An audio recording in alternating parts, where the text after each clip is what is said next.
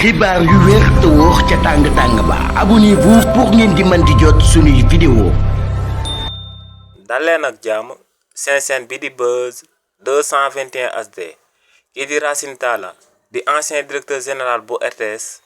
yëkkati na ay kàddu daal di ŋàññ régime bu bees bi ginnaaw ba ñooñee dakkalee aku programme bi nga xam ne président Macky Sall moom moo ko amaloon ci réew mi di Sénégal si li ni mel kii di Racine Talla ne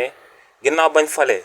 régime président Macky Sall en 2012 at lañ ci daal di teg en 2013 ñooñee daal di fiy samp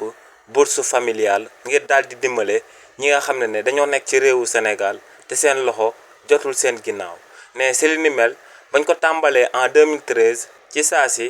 la état bi jëloon en charge lu tolloog 50 000 ménages maanaam 50 000 familles yi nga xam ne dañoo nekk ci réewu Sénégal te seen loxo jotul seen ginnaaw ne noonee la ko état bu président Macky Sall continué woon di daan amal di daan yokku chaque année nombre ñi nga xam ne ñoom la waroon a daal di dimbale jëmale ko ci bourse familiale bi. nee nag ginnaaw bañ accès en 2024 di at bi nga xam ne moom la régime président Macky Sall ñàkk nguur gi ci réewu Sénégal ne ci at boobee bourse familiale demoon na ba daal di jot lu tolloog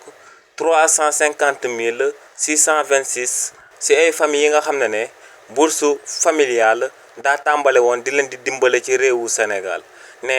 bourse familiale boobee bañ koy tàmbalee en 2013 bépp famille bi ñu daan dimbale 25 000 francs lañ la daan jox waaye ne ginnaaw bañ accès en 2024 ne 35 000 lañ nekkoon di jox famille bu daal di nekk ngir daal di dimbale ñooñee waaye ne nag état bu bees bi bañ ñëwee ba daal di agsi ci bopp réew mi dañoo daal di jékki-jékki daal di suspendre bourse familiale bi te ne ba tey kenn mënu laa daal di andil akub justificatif bu sabab ñooñee daal di dog lu état bu Sénégal di dimbale ñi nga xam ne dañuy yeewoo ci réewu Sénégal te seen loxo jotul seen ginnaaw nee nag lu leer ba am moom mooy que ne mbir moomee akub injustice la te ne état bu bees bi war naa daal di taxaw si daal di andiwaat bourse familiale ndax ne lu leer ba am moom mooy que ne ci réewu Sénégal bëri nañu sonnaat lool te lu ko sabab moom mooy luñ daal di dog bourse familiale bi ci réew mi. xibaar yu wér te wóor ca tàng-tàng ba abonnez-vous pour ngeen di mën di jot suñuy vidéo.